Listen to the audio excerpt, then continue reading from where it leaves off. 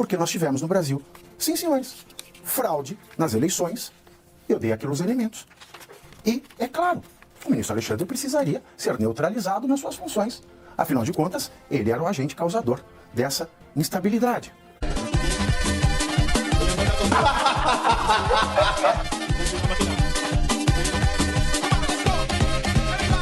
Código de Processo Penal, e isso é o mais grave.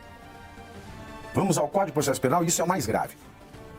O Código de Processo Penal, ele diz, no artigo 103, que no STF, um relator que seja suspeito deve apresentar os autos à mesa para que seja definido um novo relator. O artigo 112 fala que um juiz suspeito é incompatível, é impedido de tocar a causa adiante. E o artigo 254 do Código de Processo Penal diz que é suspeito um juiz que seja amigo ou inimigo de uma das partes, se ele, juiz ou a família, responderem por crime análogo àquele que ele está julgando, se ele aconselhou qualquer das partes, ou, artigo 254, inciso 3º, se o processo em que é parte o juiz, cônjuge ou parente consanguíneo ou afim até 3º grau. Ora, se o juiz é uma das possíveis vítimas do caso que se busca processar, julgar e punir, esse juiz não pode ser o relator. Não pode.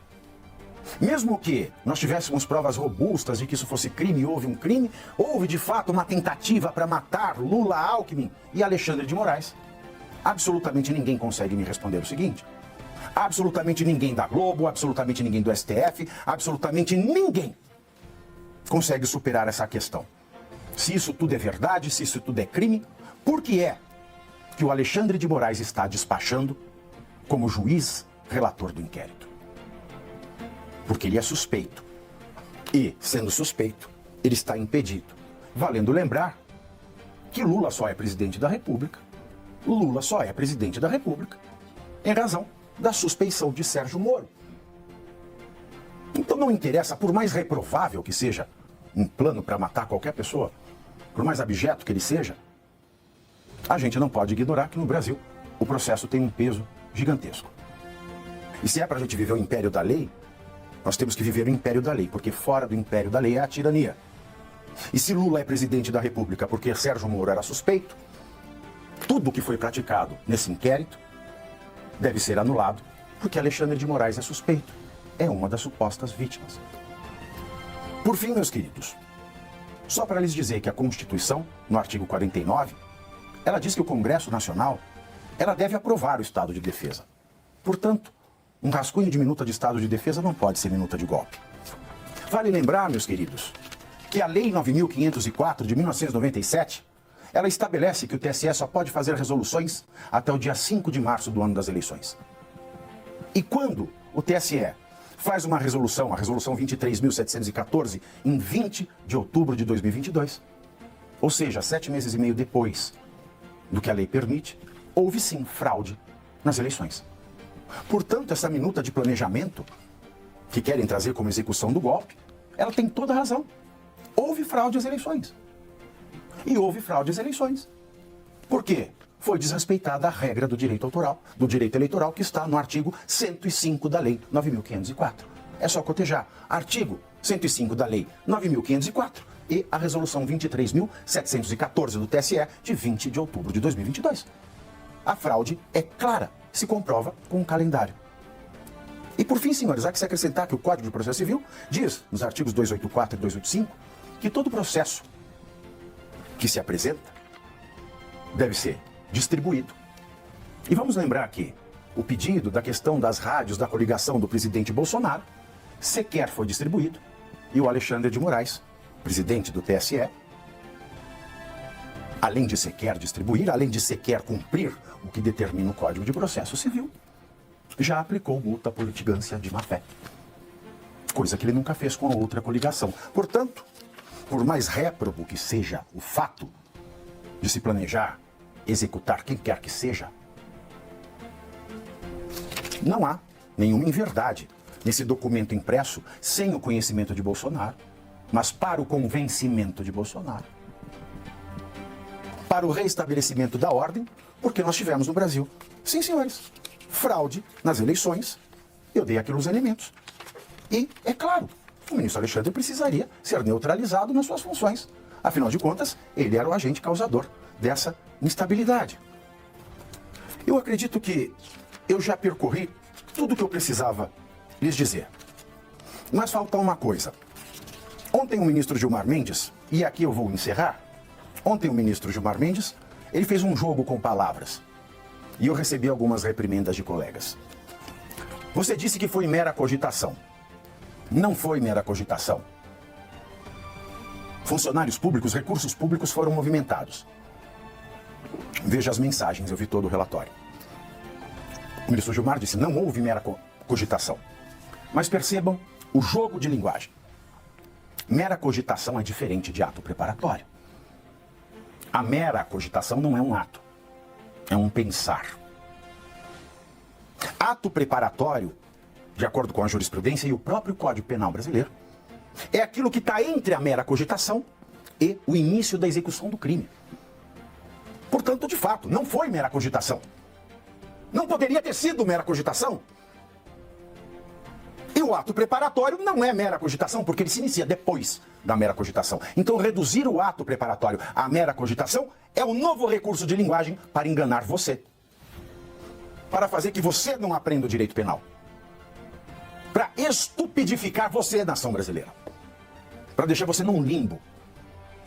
O ato preparatório, que no direito brasileiro não é punível. Ah, Pavinato, você acha isso certo? Eu teria que soltar, então, as pessoas do PCC que planejaram contra a vida do Moro? Teria. Eu não estou dizendo que eu acho certo ou errado não punir ato preparatório, mas eu estou dizendo que no Brasil é assim. E se não deve ser, o Congresso legisla, não o juiz. Ato preparatório está entre a mera cogitação e a execução do crime em si. Não se deixem confundir com essas falas levianas, inverídicas, de que mera cogitação é ato preparatório. Não, ato preparatório é mais. E vou lhes dizer uma coisa. Um ato preparatório é um ato. É uma execução de alguma coisa, mas não do crime em si, do crime que se visa cometer. Se eles estão tentando enquadrar isso num crime de tentativa de golpe de Estado, contra o Estado Democrático de Direito, eu trago aqui a melhor jurisprudência e lhes digo. No caso do crime de falsificação de dinheiro. Se eu compro petrechos, ou seja, acessórios, impressoras, para imprimir dinheiro falso, eu comecei a execução do crime de falsificação de dinheiro, ou eu fiz um ato preparatório para o crime de falsificação de dinheiro, porque no meu silêncio eu posso dizer que é para imprimir qualquer outra coisa, a não ser que eu arranque por tortura. A resposta está no Código de Processo, no Código Penal brasileiro, mais especificamente no artigo 291.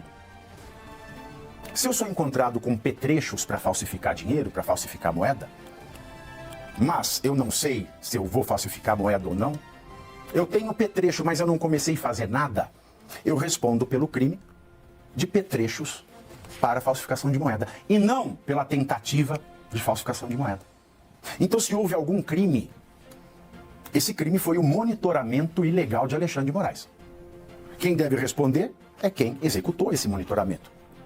E deve responder com base na violação à intimidade, com violação à vida privada e também pelo crime de perseguição. Ponto. E também, óbvio, se são funcionários públicos, deve responder perante a legislação pertinente aos seus cargos. Mas não por tentativa de golpe de Estado. Porque o monitoramento nada mais é do que um ato preparatório para um crime que eles sequer poderiam cometer sem a anuência de Jair Bolsonaro. E o que fica muito claro nesses relatórios é que Jair Bolsonaro e as Forças Armadas frustraram essa meia dúzia de aloprados que fizeram de tudo para convencer o ex-presidente e as Forças Armadas de que o golpe seria um sucesso. Eu não posso transferir essa culpa para ninguém mais, além destes aloprados deste relatório. E isso deve ficar claro. Se são crimes cometidos, são crimes de monitoramento ilegal, violando intimidade, vida privada e perseguindo, mas não tentativa de golpe. Porque como tentativa de golpe, isso não passa de um ato preparatório. E toda essa análise, senhores, é feita com a análise da integralidade do relatório fornecido pela Polícia Federal e pela decisão do ministro Alexandre de Moraes. E só faço aqui um apelo. Apelo não, um registro. Eu acho que o presidente Jair Bolsonaro perde muito em não fazer uma nota oficial de repúdio contra esses aloprados. Porque tudo o que esse relatório traz, mas chama de minuta de golpe, chama maldosamente, é um rascunho de minuta de decreto de estado de defesa, o que é constitucional. Porque esse relatório mostra que esses aloprados estavam tentando fazer com que Bolsonaro e as Forças Armadas aderissem, assinassem, levassem adiante essa minuta. E mesmo que levassem adiante essa minuta, ela não seria golpe porque é constitucional. E essa minuta, em que pese a ojeriza, o rechaço, a questão de execução e de morte, ela é verdadeira, porque houve fraude, o Alexandre de Moraes necessita ser neutralizado porque ele é o agente causador da desordem e da insegurança jurídica.